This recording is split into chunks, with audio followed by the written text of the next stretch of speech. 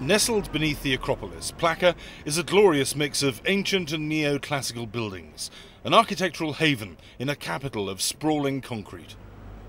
Until 1982, when a presidential decree guaranteed its protection, Plaka was partially derelict and a haunt for pimps and gangsters. Today, restored and nurtured, its narrow streets are home to 3,500 residents and hundreds of small businesses who are now fighting over its future. Faltering tourism has forced 50% of Plaka's businesses to shut down in the past decade. The decree prevents enterprises from changing their use, and so failed business properties can only be sold as dwellings.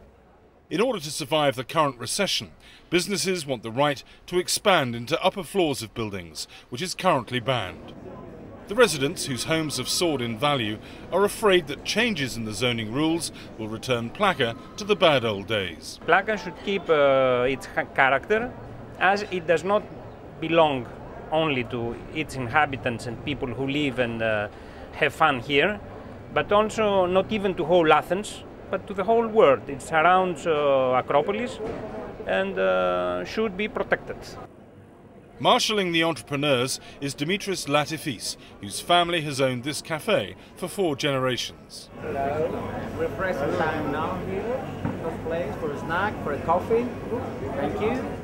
It's a very rich area here. It's an area where they want to make it private and closed. That's why.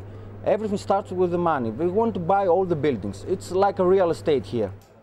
Following protests, the government has withdrawn the proposed zoning changes and is re-evaluating them.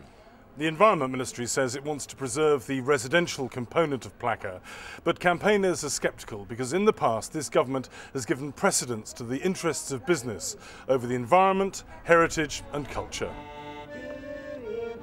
Both businesses and residents insist they want harmonious coexistence, but neither side is prepared to compromise, and so the battle for Plaka's soul is set to continue.